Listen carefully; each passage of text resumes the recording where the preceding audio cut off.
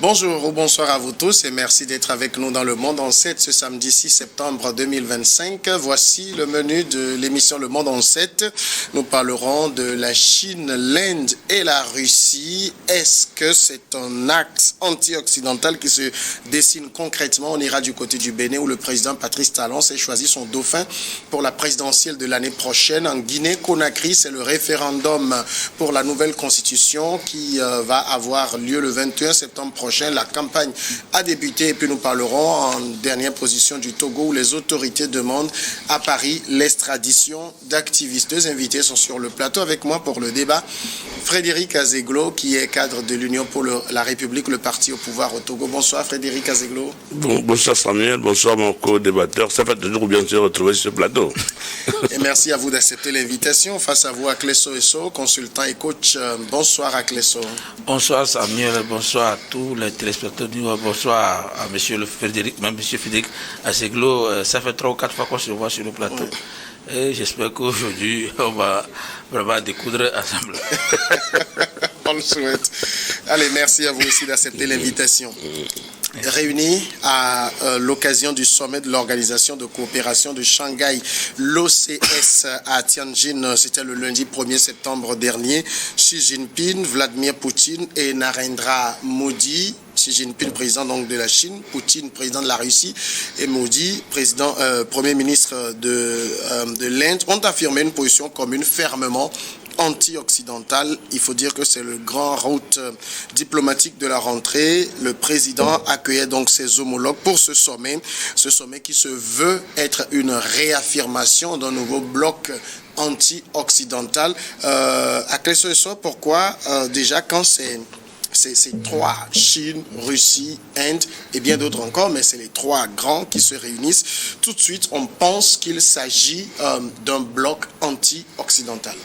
En fait, c'est ce qui paraît devant la plupart des non-avertis, mais en réalité, cela n'est pas le cas. Parce que vous n'êtes pas sans savoir que dernièrement, Poutine et Trump sont rencontrés à Alaska. Oui. Alaska, un territoire que la Russie a vendu aux États-Unis. Donc, si les États-Unis ont choisi là-bas, c'est pour montrer à la Russie que je te reçois sur un territoire que tu m'as vendu.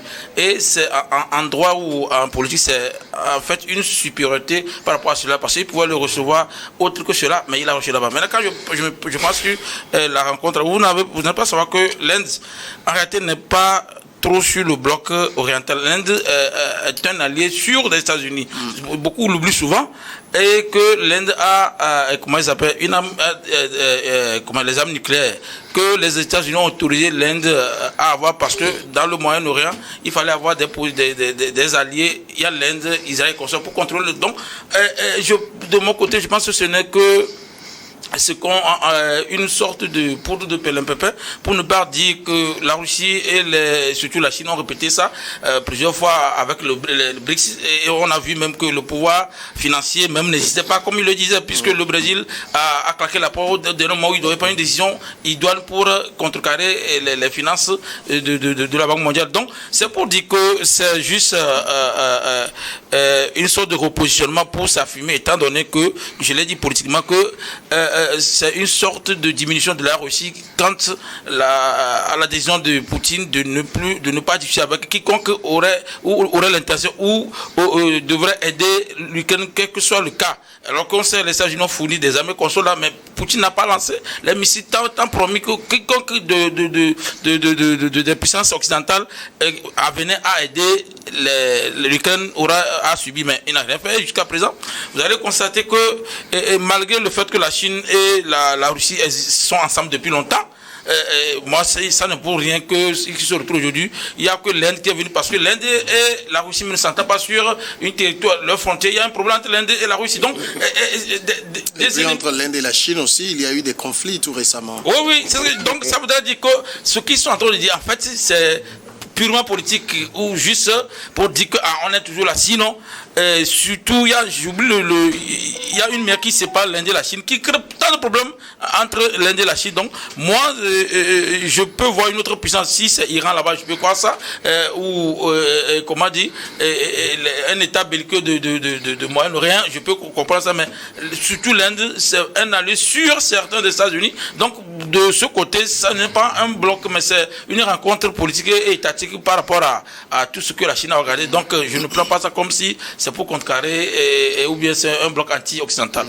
En même temps, quand on écoute les discours, surtout le discours du président chinois Xi Jinping, aussi un peu de maudit, tout le monde et Poutine, ils ont chacun, j'ai envie de dire, réaffirmé leur volonté d'avoir un autre bloc qui s'oppose à l'idéologie occidentale.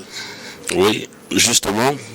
Quand j'ai eu l'information aussi, j'essaie de voir qu'est-ce que Narendra Modi veut. Vers qui Vladimir Poutine veut aller. Et quelle est la position réelle de Xi Jinping. Parce que les présidents, c'est responsables de ces trois États. S'ils se retrouvent ensemble, s'ils essaient de les comparer un peu avec ce que nous appelons chez nous ici un certain AES, j'essaie de me poser la question de savoir sur cet État-là, est-ce qu'ils parviendront à mettre sur place des textes qui vont régir leur union? Et s'il y a ça, est-ce qu'il n'y aura pas l'Inde qui va claquer la porte en tant parce que l'Inde, beaucoup de débatteurs l'ont dit, est souvent très proche des États-Unis d'Amérique. Maintenant, je suis en train de voir, parmi les trois, l'homme le plus à l'écart, c'est Vladimir Poutine. Et donc, je suis en train de me demander si c'est pas Poutine qui est en train de fabriquer un truc pour une union, qui ne dit pas son nom, pour avoir des alliés, pour faire croire, pour faire lire à la face du monde que, bon voilà, nous sommes en train de former une autre coalition pour faire face au monde occidental. Bon, maintenant, s'il continue, la question que tout le monde se pose, que je me pose, que tout le monde se pose, beaucoup de personnes se poseront, c'est jusqu'à quand, jusqu'où plutôt ira cette union? Jusqu'où ira cette union? Quelles vont être les actions ou les idéologies que cette union va promouvoir? Bon, attendons de voir. En même temps, on sait que quand il y a une réunion entre ces responsables, les Occidentaux scrutent à la loupe tout ce qui se dit. Et dans le camp occidental, c'est toujours la panique quand ces gens se retrouvent. En fait, est-ce que j'appelais ça de la panique? Mais ça fait sujet à discussion. Les Européens ou les Occidentaux ont cet avantage de lire le monde 100 ans plus tôt. C'est-à-dire qu'il y a des choses qui peuvent se passer dans 100 ans, ils l'étudient, ils pensent beaucoup à ça par rapport à ça. Donc, je serais même tenté de dire que peut-être qu'ils sont les instigateurs de cette réunion entre la Russie et la Chine de long, juste pour, parce qu'en réalité, la guerre russo-ukraine a affaibli un peu, et sur le plan politique, la Russie, il faut le dire, parce que la Russie allait demander les armes à comment ils appellent ça, Iran, et demander des militaires à la Corée du Nord, alors qu'on ne connaissait pas la Russie. Moi, je me rappelle au début des 2 semaines, Poutine avait dit qu'il va lancer Satan 2. Donc, celui qui dit ça et qui demande aux autres de les aider, ça veut dire qu'il y a une faiblesse par rapport à ça. Maintenant, moi, je pense que eux tous le savent, ils connaissent bien la puissance occidentale, surtout américaine, et que ce soit eux ou les Américains, personne ne cherche l'escalade de la violence à ce côté, étant donné qu'il y a le Taïwan. Chaque fois que la Chine veut prendre, et les États-Unis disent non, il y a, comment on appelle, l'Inde aussi qui toujours est dans une histoire de Cachemire. Donc, je pense que c'est juste discuter pour dire qu'on hésite parce que presque... Mais discuter pour dire qu'on hésite, ils existent. Oui, vous parlez là par exemple d'un pays comme la Russie qui a énormément d'armes nucléaires. On parle de l'Inde qui a l'arme nucléaire, la Chine qui a une puissance militaire aussi à faire valoir. Ouais, la Chine, on fait erreur de ça. La Chine a une puissance économique, mais militairement... Elle a fait un défilé. Non, ça ne pour rien. C'est vrai qu'elle n'a pas d'expérience de guerre, ça il faut le dire, mais elle a démontré aujourd'hui qu'elle a une puissance de nuisance, une capacité de feu. C'est ça, dans la stratégie de la guerre, celui qui démonte ses armes, ce n'est pas lui qui a craint, mais celui qui ne démonte pas, c'est plutôt lui en craint. Vous voyez, dans tout ce qui s'est passé, les Américains n'ont jamais brandi une nouvelle arme pour dire que c'est tête. On n'a jamais vu ça. Donc, on ne sait pas exactement quel est le niveau de performance. Oh, on sait très bien que le budget militaire des États-Unis, c'est au-delà de ça, dépend tout sur le budget. Donc, qu'est-ce que les États-Unis ont et ne disent par rapport à ça? Vous voyez que Donald Trump est venu redistribuer les cartes. Avant, parce que les États-Unis étaient plus. Mais quand il est venu, il fait comment, violence pour dire il ne fait pas. Les gens, tout le monde a un peu comme Donald Trump, entre griffes. Quelqu'un qui n'a pas. Qui peut lancer une missile ou un missile si on a tenté à ça. Donc, tout le monde a peur de ça. Donc, je pense que cette réunion, c'est juste stratégique parce que, comme je l'ai dit, l'Inde a eu beaucoup de l'aide des États-Unis, tellement que même quand on parle de la Silicon Valley, il y a beaucoup même d'Indiens qui sont là-bas. L'Inde a une coopération avec les États-Unis où tous ceux qui ont tendance à être géniaux à l'Inde, on les envoie aux États-Unis. L'Inde est maintenant première puissance en matière de population. Elle a dépassé la Chine. Oui. Et maintenant, c'est à l'Inde que tout le monde veut faire la course. Ce n'est plus la Chine qui a plus de population. Donc, tout le monde veut faire ce coup. Et la Russie, en essayant d'appeler l'Inde, c'est juste pour dire qu'au moins son environnement immédiat, il ne sera pas menacé par son environnement immédiat. Imagine que les États-Unis, puisqu'il y a des bases militaires américaines en Inde, que pour que tout ça ne se produise pas, je pense que c'est juste politique parce que ça n'a rien affirmé par rapport à la donne-moi une minute. Vous voyez, par rapport à l'année passée, quand il y avait une grande réunion de BRICS où on a même invité les Africains, les gens pensaient que quelque chose allait, mais rien n'a eu lieu. Il n'y a même pas eu, ils n'ont même pas décidé du budget de BRICS. Donc, les États africains qui veulent rejoindre ont été déboutés par rapport à ce qui s'est passé. Donc, ça veut dire qu'en fait, ce n'est que stratégie parce que jusqu'à présent, la Chine connaît les États-Unis et les États-Unis connaissent la Chine. La Chine connaît quelle est la force de frappe des États-Unis et la Chine ne s'hasardera jamais à attaquer. Mais en même temps, ce sont des pays qu'il faut le dire face parce que si on parle aujourd'hui de bloc anti-occidental, c'est qu'il y a un bloc occidental. Donc face au bloc occidental, c'est des pays qui s'affirment, il faut le dire. C'est des pays qui s'affirment. Bon, il y a le bloc occidental, tout le monde sait. Et dans le bloc occidental, on sait aussi qu'ils ont un regard sur le reste du monde par rapport à la politique, le reste du bloc pratique vis-à-vis de ce bloc occidental. Et donc, mon co-débatteur l'a dit, chaque fois que les gens se réunissent dans le monde, les occidentaux essaient de voir, d'analyser, de voir jusqu'où cela peut aller. Qu'est-ce qu'ils vont faire? Qu'est-ce que ça va devenir? Bon, donc, maintenant, quand les trois forment un bloc, comme nous disons aujourd'hui, les gens disent aujourd'hui anti-occidental, oui, anti-occidental. Il y a eu d'autres blocs anti-occidental. On a vu le Venezuela et tous les autres qui ne s'alignent pas sur les politiques des occidentaux. Mais bon, chacun de ceux-là qui sont en face des Occidentaux connaissent la force des Occidentaux. J'ai dit c'est un peu des tentatives de regroupement en face d'un plus grand, d'un puissant, d'un très puissant qui a toujours une bonne longueur d'avance sur tout ce que les autres font. Le font. Bon, à peu près, je dirais, j'ai dit que Poutine est un homme très à l'écart. Poutine veut avoir des gens auprès de lui pour démontrer que, bon, immédiatement, je ne suis pas attaquable. Et que si on veut passer par un de ces gens-là, c'est quelqu'un. Poutine sait qu'il a beaucoup d'ennemis, la justice a beaucoup d'ennemis, qu'on ne peut pas passer par. Il veut faire comprendre à ses ennemis potentiels que vous ne pourrez pas passer par la Chine pour m'attaquer, vous ne pourrez pas passer par l'Inde pour m'attaquer. C'est une stratégie de la Chine qui dit, bon, venez, montrons que nous sommes forts, montrons que nous sommes unis. S'ils le sont, c'est bien, mais s'ils ne le sont pas, ils ont du chemin à faire pour atteindre ce que les gens disent qu'ils sont et qu'ils ne sont pas encore réellement. En même temps, est-ce qu'il n'y a pas aujourd'hui, je vais dire, une bonne raison de faire aussi bloc derrière cette idéologie occidentale qui veut en imposer à tout le monde? Naturellement, il y a raison de le faire. plus le monde appartient à ceux qui vivent. Et je crois en droit, tout le monde est libre d'appartenir à l'association de son choix. Et donc, quiconque veut aller dans une association peut le faire, pourvu que ça respecte des règles, et puis ça marche. Il n'y a pas de problème. Donc, il est normal que ces pays puissent aujourd'hui constituer une alternative au bloc occidental. Non, en fait, moi je pense qu'il n'y a même pas de bloc et c'est purement politique. C'est comme si on a la CEDEAO. Est-ce qu'on a une fois dit le bloc ouest africain? Non, c'est que ce sont non, là, ici c'est plus des idéologies. On a une idéologie qui est c'est la solidarité, c'est une autre idéologie qui est orientale. Oui, c'est la solidarité européenne qui nous étonne parce que malgré leurs disputes qu'on sort là, quand il s'agit de protéger le continent, ils sont unis. Regarde, chaque pays a sa langue. Pourtant, ils arrivent à émettre des documents scientifiques que chaque pays lise. Chaque pays, donc, c'est leur solidarité là qui étonne les gens. Sinon, vous voyez, et moi je pense même que quand on parle de bloc oriental ou quoi, il y a ça, je ne dis pas parce que c'était le socialisme et le capitalisme. Maintenant, le capitalisme a englouti tout le monde. Les Chinois sans le capitalisme, ça n'allait pas être le ils sont. La Russie même commence pas à adopter. Donc, plus vous ouvrez vers le système de l'autre, en fait, il nous a englouti.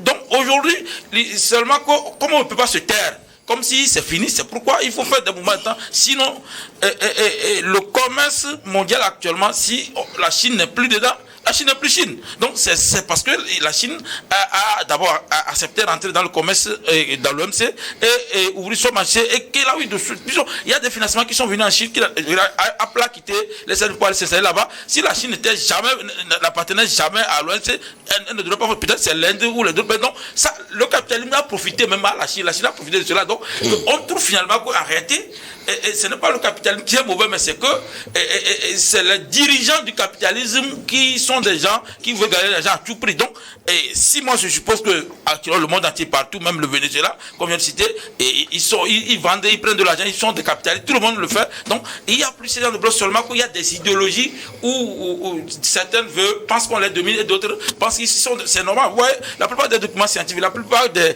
trucs sont fabriqués en Occident et qu'on sort là. Surtout nous, Africains, on ne fabrique rien.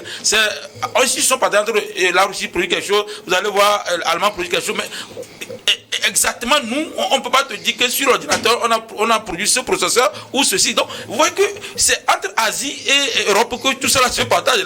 Mais qu'est-ce qui se fait que nous, on soit écartés? C'est comme si on est des gens qui ne veulent pas. Mais moi, je pense qu'on ne doit plus être derrière qui que ce soit, mais ça fait nous-mêmes en inventant des choses et en s'enfilant économiquement. Parce que si la Chine est arrivée là-bas, la Chine n'a pas tenu compte de dire que les États-Unis sont nos ennemis, mais ils s'entendent. Mais le premier État occidental à qui la Chine veut vendre, c'est les États-Unis. C'est pourquoi les sanctions de Donald Trump. Comment se fait que les gens qui disent qu'ils sont ennemis acceptent de commercer plus que nous qui ne sommes pas leurs ennemis? Vous voyez? Donc c'est pour dire que ce sont des idéologies, ils mettent pour surtout abrutir les Africains parce que nous on dit ici, eux ils s'échangent des choses entre eux, et si on choisit, on dit à Xi Jinping entre Afrique et ça où aller, il va savoir choisir il s'agit d'abord. Donc idem pour les, ça voudrait dire qu'en fait c'est nous qui ne gagnons rien en subvention. Donc c'est pour dire que il n'y a pas de bloc, mais il y a des idéologies qui se diffèrent. Maintenant, à nous de voir quelle idéologie va nous arranger. Si on peut accepter les deux, on essaie pour s'en sortir, mais nous aligner carrément pour dire que ceux-là nous ont fait ici. Non, il faut, capitalisme, c'est le maximum de profit, et l'Afrique aussi n'a qu'à se lancer dans pour faire de profit. Alors, je vous cite quand même une partie des propos de Xi Jinping, le président chinois. Il dit, en parlant aux autres, que notre organisation devrait s'opposer à la mentalité de guerre froide, aux antagonismes de bloc et aux comportements brutaux.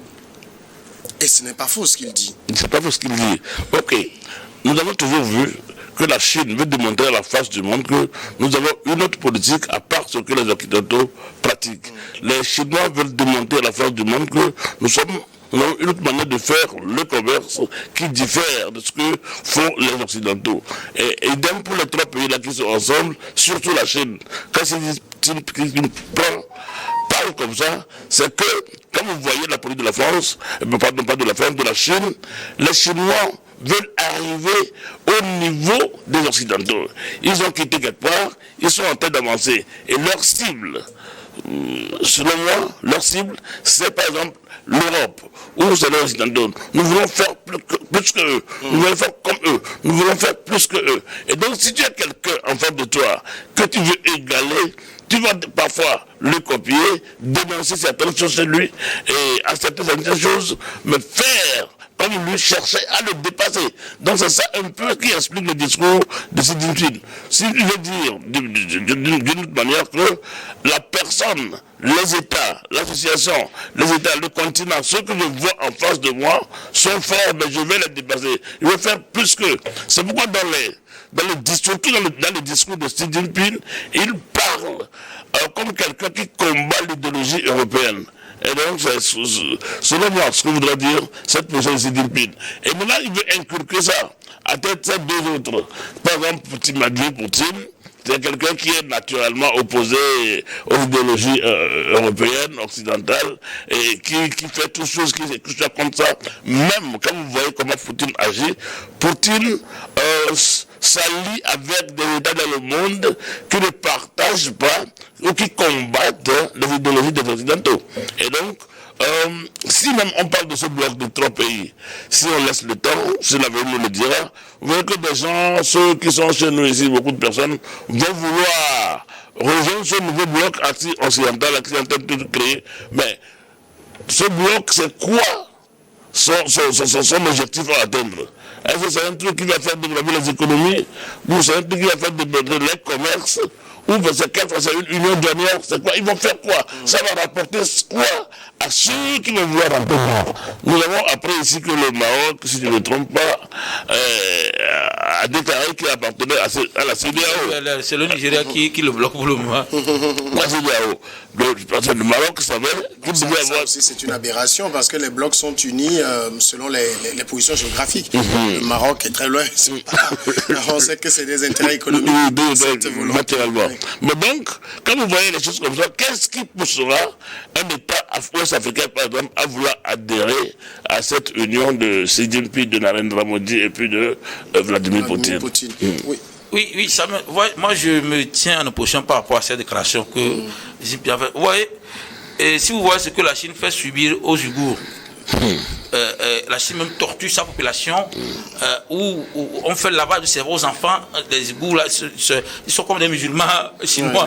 Donc on les torture, ils ne vivent plus, ils n'existent plus. Donc si je parle de brutalité, moi c'est comme ça, tu le fais envers ta population. Ouais, ce qui est bon avec les Européens, c'est que ils sont brutaux envers les autres, mais pas envers leur population. Maintenant, dans le bloc ou dictatorial qu'on sort là, vous allez voir que c'est sur leur population, les gens sont brutaux. Donc moi, vous allez voir même la Chine le fait au niveau des Tibétains. Donc je parle plutôt Russie. Donc vous voyez que en réalité, tout ce que Dibia dit, c'est qu'il est dans l'idéologie marxiste d'attendre et chaque fois quand on ne dit pas, les gens vont désarmer parce que actuellement c'est la Chine qui est en train de tuer et exterminer les gens sous peine de mort. On a tué plus de 500 milliardaires déjà. Alors que vous savez qu'en développement, quand vous tuez vos milliardaires, peu importe ce qui s'est passé, vous vous appelez le don. C'est pour comment ils appellent ça, remonter la population par rapport aux Occidentaux qu'il a développé. Même, je l'ai déjà dit, cette rencontre est organisée à ce propos. Et en plus de cela, vous allez voir que c'est plutôt au niveau de la Chine où le droit de l'homme est quasiment inexistant. Donc, vous voyez que la Chine dit nous en droit. En même temps, est-ce que ça c'est vrai ou c'est ce que les Occidentaux nous présentent pour qu'on pense tout le mal de ces pays? Non, il y a parce qu'aujourd'hui, vous savez qu'il y a un modèle de développement chinois que nos États envient. Non, le modèle, c'est que les gens confondent choses. La Chine est arrivée comme ça, les Européens aussi en ont fait. Les Européens, quand vous lisez Les Misérables de Victor Hugo, il a dit même que où vont ces enfants dont pas de son de riz. Parce que nous, on est prêt aujourd'hui qu'on fasse travailler les enfants de 5 ans. Voilà, la Chine aussi a copié ça. Où la Chine a martyrisé sa population pour arriver là où elle doit arriver. Comment on appelle, j'oublie le nom? Mao Zedong, oui. arrivé à un moment donné, Mao Zedong a torturé la population chinoise. Mao Zedong a torturé la population chinoise pour ce qu'ils vivent aujourd'hui. Et juste à présent, il y a certains Chinois qui en pâtissent encore. Quand moi j'étais allé à Chine, je n'ai jamais vu au Togo un vieux de 60 ans, 75 ans faire le portefeuille. Mais quand moi je suis allé en Chine, c'est les Togolais, les Nigériens qui ont payé les Chinois vieux de 65 ans, c'est eux qui sont les portefeuilles. C'est-à-dire que dans un pays de développement où vous ne verrez pas ça, ça veut dire que le cas est grave. Et en plus de cela, j'ai constaté que la population chinoise, il y a les produits que les Européens nous envoient ici et consomment. En Chine, j'ai vu mouliner, un Chinois a serré ça avec le fil de fesse. Et quelqu'un me disait que de ne pas compter sur quelque chose qui va venir, et c'est que les Chinois ne peuvent plus réutiliser ça. C'est pour dire que vous voyez comment l'Européen arrive jusqu'à un niveau où il ne peut pas user la chose à un moment donné, il laisse. Alors que ça règne encore là-bas. Et en plus de cela, vous allez voir, Jackie Chan a rejoint la Chine, ça fait 5 ou 10 ans, où la population même crie chaque fois sur leur télé, comment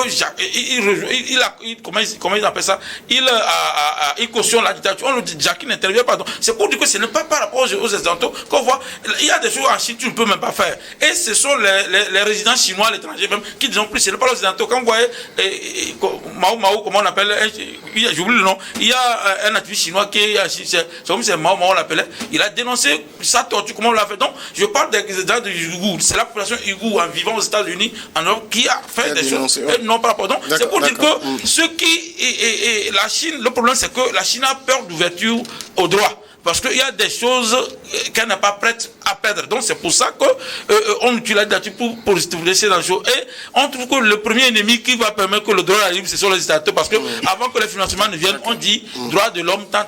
Donc voilà comment les choses se présentent. D'accord.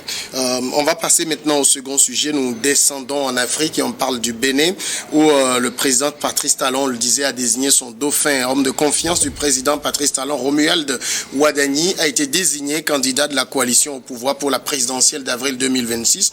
L'annonce a été faite le dimanche 31 août dernier par les présidents de l'Union progressiste et le bloc républicain, les deux principaux partis qui soutiennent le président Patrice Talon. Dans un communiqué, Joseph Djokbenou, le président de l'UPR, a indiqué qu'avec Romuald Ouadani et avec le président de la République, nous allons accélérer la transformation économique, structurelle, infrastructurelle, culturelle, touristique et agricole de notre pays. Nous allons préserver les acquis, dit-il, et rendre irréversible le développement de notre pays. Beaucoup doutaient, Frédéric Azeglo, quand Patrice Talon affirmait à qui veut l'entendre qu'il allait passer la main.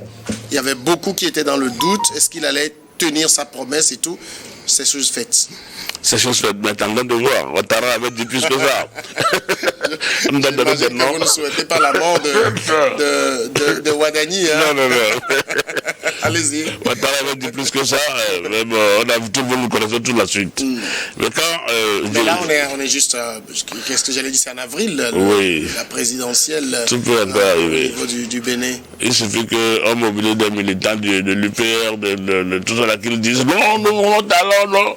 Et on va dire que c'est le peuple qui a voulu Talon, que ce n'est plus, voilà, que la voix du peuple demeure la voix du peuple. Bon, prions Dieu que nous n'arrivions pas là. Maintenant, quand Joseph Djokbenou dit quelque part qu'il veut préserver les acquis, c'est quoi les acquis? Les acquis, c'est le pouvoir. Alors, il a cité, il parle de transformation économique, structurelle, infrastructurelle, culturelle, touristique, agricole. C'est le pouvoir. Pour maintenir les prisonniers en prison, maintenir leur position, rendre les choses dures, combattre l'incombattable, tout ça là, c'est ça, préserver si c'est ça, préserver les acquis, non, il faut pas mettre de l'eau dans leur vin. Et il est vrai, si Patrice Talon dit qu'il veut partir, bon, voilà, c'est ça ce que dit leur constitution. Et il applique, il respecte la constitution, c'est bien. Maintenant, la suite, nous attendons de la voir. Parce que il est toujours dans une logique de conservation du pouvoir. Dans une logique de conservation du pouvoir, je ne sais pas s'ils ont expliqué comment on est arrivé au choix de Ouadani Romuald. S'il y a eu des primaires, une élection primaire... Non, ça, c'est les deux blocs l'ont adoubé. Donc, on comprend qu'en interne, ça s'est fait par consensus, peut-être. Ça se fait par consensus, et que tous les Béninois sont d'accord. Bon, pas tous les Béninois, la majorité de leur camp sont d'accord. Pas tous les Béninois. Ceux qui sont dans leur camp. Dans le bloc, oui. Dans le bloc. Est-ce qu'ils sont d'accord? Bon, voilà. Je ne peux pas parler beaucoup sur ce thème parce que le Bénin a sa constitution, le Bénin a ses textes qui régissent la vie politique de ce pays-là. Eh bien, ils sont en train de faire quelque chose. Et si c'est bon pour le Béninois, on le verra en 2026. Alors, Romuald Ouadani n'est pas un inconnu des Béninois. Il est devenu ministre à l'arrivée de Patrice Talon au pouvoir, ministre de l'économie et des finances, c'était en avril 2016. Ça va faire bientôt 10 ans. Je suppose que dans quelques semaines, il devrait présenter sa démission pour pouvoir se concentrer sur sa campagne. C'est quand même quelqu'un dont on dit beaucoup de bien. C'est bien, je sais que moi aussi j'ai écouté. Mais c'est facile d'écouter des biens de quelqu'un, il suffit qu'on organise cela et puis on trouve des activités des médias et qu'on soit là pour le dire. Parce que aucun régime n'est épargné des exactions de pouvoir. Et, étant donné que moi j'ai déjà vu Talon avait dit avant que ces 5 ans il allait faire parce que lui c'est pour un mandat. Après on nous a dit que le peuple l'a adoubé, qui n'a qu'à aller encore au second mandat, il est venu au second mandat. Donc pour là je le tiens avec pincette et j'ai vu la déclaration de ce jeune ministre. Vous voyez, et la politique c'est autre chose. Moi ce que j'ai vu, quand vous venez sur la scène politique pour faire quelque chose, on ne s'attaque pas à ses adversaires d'abord parce que ce n'est pas les autres qui ont dirigé le Bénin durant ces 10 ans. C'est eux qui ont dirigé. Maintenant, il dit qu'ils ont fait économie de temps, le dépassé de temps. Ça veut dire qu'il parlait des 5 premières années ou bien des 5 dernières années. Quand il dit qu'ils ont fait économie de temps, donc j'ai réfléchi, est-ce qu'il parlait de temps de, comment on appelle, parce que ça fait 10 ans qu'ils sont là. Donc, il dit qu'ils ont fait économie, alors que quand il est venu, et son patron est là quand il est venu. Donc, moi, ce côté, je me dis que celui qui attaque son adversaire, pour dire qu'ils ont fait mieux, et cherche seulement à ce qu'on ne le critique pas. Donc, moi, je trouve qu'il est un arriviste pour le moment, parce que tout ce qu'on a dit, les gens, même l'autre collègue, disent c'est vrai que le Bénin a changé, il y a des routes qui ont été faites quand je suis allé, mais j'ai remarqué quelque chose, par exemple, la circulation n'est pas bien respectée au Bénin, les gens rentrent de façon désordonnée, où on peut te cogner, mais les gens n'en ont jamais parlé. Et aussi, il y a cette manière où, quand vous rentrez d'abord, vous voyez la rigueur des policiers, il n'y a plus de raquettes, mais quand vous êtes de retour, vous allez voir, on vous prend 6, 7, et les policiers prennent 1000 francs. Peu importe, mais personne ne parle de ça, on ne fait que dire. Il y a un ami qui m'a dit, on allait dire, oh, le Bénin a changé, le Bénin. On avait 1 heure il a conduit à Cotonou, et on a fait 4 heures de Cotonou à il a conduit, parce que le chauffeur nous avait fait baver tellement qu'il ne faut que, et bizarrement, on voit une voiture de la garde président, garde police républicaine, qui s'arrête, le secours, je fais ça, il donne 1000 francs. Comme vous avez dit, il y a caméra partout, on peut voir ça. Bon, je me dis, c'est nous les Sénégalais qui devons dénoncer. Donc, ouais, c'est ça, je dis que tout n'est pas rose. Je ne dis pas que Patrick Talon n'a pas travaillé. Donc, le fait même qu'on le propose, c'est pas quelqu'un d'autre peut venir continuer. Parce qu'il y a ce qu'on a dit en droit, dans la théorie générale de la continuité de l'État. C'est pas forcément toi. Quelqu'un peut venir et poursuivre ce que tu as fait. Mais non, il faut aussi peut-être mettre la différence entre la continuité de l'État et la continuité de la politique de celui qui... Oui, c'est ça, c'est la continuité de la politique. Alors que le Bénin n'appartient pas qu'au clan de Talon, c'est à tout le monde. Et si les gens devaient claniser le Bénin, Talon aussi n'allait pas venir. Ça voudrait dire que peu importe, les Africains ne le comprennent pas, peu importe la perfection de celui qui est venu, il faudrait que celui qui est imparfait aussi vienne pour qu'on dise que toi tu as fait mieux. Parce que pour le moment, si celui qui vient après Talon ou après le clan Talon a fait mieux que tous, c'est qu'ils seront aussi dans le Bénin. Je ne pense pas que le Bénin était sans route avant que Talon ne vienne. Donc ce que je suis en train de dire, on devait laisser les autres venir parce que comme on a fermé la plupart des opposants et qu'on effraie les autres qui sont ailleurs, on refuse, qui sont illégaux, illégitimes de poser la candidature. Donc c'est comme si on a balisé la voie à celui-là pour venir. Les gens même vont jusqu'à comparer la politique béninoise à la politique sénégalaise. Si Macky Sall voulait vraiment que son de faire gagner, peu importe ce qu'on avait, ça gagne, mais ici, Talon fait tout pour que la voie soit balisée. Donc, pour moi, je suis mal à l'aise de dire que c'est quelqu'un, c'est un pour 10, ou comme ça. Donc, justement, il dit quelque chose d'important parce que c'est vrai qu'on dit que Talon a désigné Ouadani et finalement, on s'imagine qu'il va gagner facilement parce que il a pris le soin de verrouiller le système avant de désigner son dauphin. Il a verrouillé le système. Et s'il continue comme ça, il va être difficile que quelqu'un qui ne soit pas pro-Talon soit élu président au Bénin. C'est-à-dire que la politique de Talon, selon moi, qu'il ait construit des routes, fasse quoi, sur le plan démocratique, il a fait reculer le Bénin. Il a fait, malheureusement, c'est malheureux de le dire, mais il a fait reculer son pays, le Bénin. Le Bénin n'est plus le modèle de démocratie dont on a envie de parler chaque fois. Maintenant, je me pose une question. Patrice Talon avait dit en 2016, pardon, quand il a été reçu à l'Élysée après son élection, il a dit que le Bénin est un désert de compétences. Je voudrais le voir pour lui voudrais savoir si en 10 ans, il a remplacé le désert de compétences par un fleuve de compétences au Bénin, où le désert existe encore. Là, Patrice Talon, il a travaillé des gens l'ont dit, mais du fait qu'il a verrouillé le système, ne devient pas candidat à une élection au Bénin qui veut, faut respecter des trucs, que ça n'existe nulle part dans ce monde. On a même les simples élections législatives, non, c'est verrouillé donc. Il a mis le système de façon que seuls ceux qui regardent dans la même direction que lui sont éligibles et sont élus. C'est comme ça dans son premier mandat, il y a eu un parlement monocolore. Et après, il a continué de la même chose. Après, quand on était là, ici, quand on a appris qu'il a pris un conteneur à le déposer devant le domicile de son prédécesseur, celui-là même qui a facilité lui son arrivée dans le pays. On peut tout dire bien de cette salle, mais moi, il y a beaucoup de choses qu'il a fait et qu'il ne devrait pas faire. Mais l'homme, étant l'homme, il a fait ce qu'il a pu faire. Moi, j'attends même que le fait qu'ils disent qu'il ne sera pas candidat, j'attends même le jour de la clôture des candidatures au Bénin pour voir ça. Ouais. En même temps, il a dit, quand le Bénin célébrait son 65e anniversaire d'indépendance le 1er août dernier, que tout n'a pas été parfait, que les gens lui excusent les imperfections. Donc, il est conscient qu'en 10 ans, il n'a pas tout bien fait. Il a eu peut-être la main un peu trop lourde, mais est-ce que ce n'était pas aussi nécessaire pour réformer ce pays qu'il disait être une pagaille? Un jour, il y a un agent de FBI dans l'histoire des États-Unis. Il devait violer une loi et il dit au législateur que c'est une situation exceptionnelle. Le législateur lui a dit que les États-Unis sont créés dans une situation exceptionnelle. Donc, ce n'est pas parce qu'il y a un problème qu'il faut changer les règles. C'est que les règles de droit, les règles de la démocratie s'appliquent même dans les moments les plus difficiles de la vie d'un pays.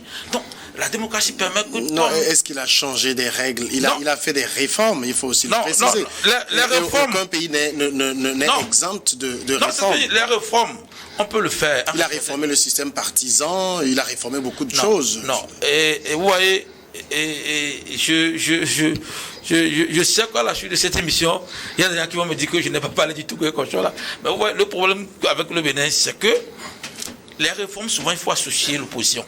Toutes les réformes que vous aurez à faire en tant que mouvement, associer l'opposition, que ce soit parti en parti ou pas, il faut associer. Mais il l'a fait unilatéralement. Vous voyez, quand on dit que la majorité pour ma présidentielle, quelque chose comme ça, ça veut dire que ce sont des acolytes des partis satellites. En réalité, c'est ça qu'on ne comprend pas en Afrique. Et peu importe ton génie, toi seul, c'est inférieur à toi plus quelqu'un qui est inutile. Vous voyez, c'est que celui qui est inutile te fait réfléchir plus que si tu es seul. Il y a un chien qui a dit qu'on ne peut pas avoir une république de sages. Donc il faut les autres aussi. Donc c'est ça le truc. Un pays, c'est les voleurs, les gens honnêtes, les gens malhonnêtes, les bonnes personnes. C'est ça qui fait un pays. Donc vouloir rendre un pays parfait, ça n'existe pas. Donc en cela, quoi qu'il ait fait, il y a des gens.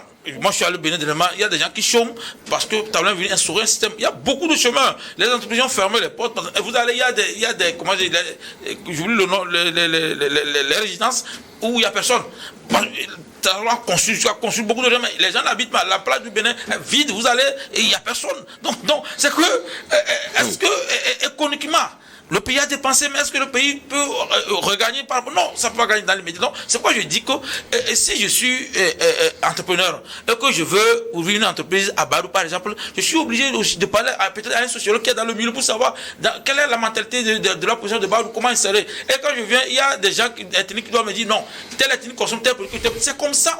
Quand tu le fais maintenant militairement, ça ne réussit pas. Donc, peu importe ce que le talent fait, je félicite cela. D'ailleurs, même, on conseille le même de faire les routes pour qu'on soit à ce niveau. Mais politiquement ou démocratiquement, le Bénin aussi n'a pas évolué.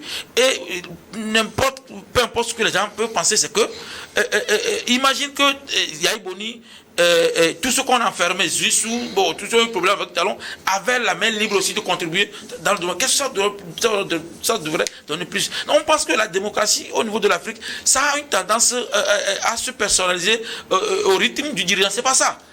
Je l'ai déjà dit, 1 + 1 est supérieur à 2. Les gens doivent comprendre ça. Et si Talon avait appliqué ça, oui, même pour les élections, comment vous les appelez, municipales, il faut un système de parrainage. C'est un peu compliqué, puisque ceux qui sont les prédécesseurs, ils savaient qu'il existait ça, mais des fois, il faut voir la population compte plus que les lois. S'il y a une loi que la population n'a pas aimée, on enlève tout court. Et non insister sur le don.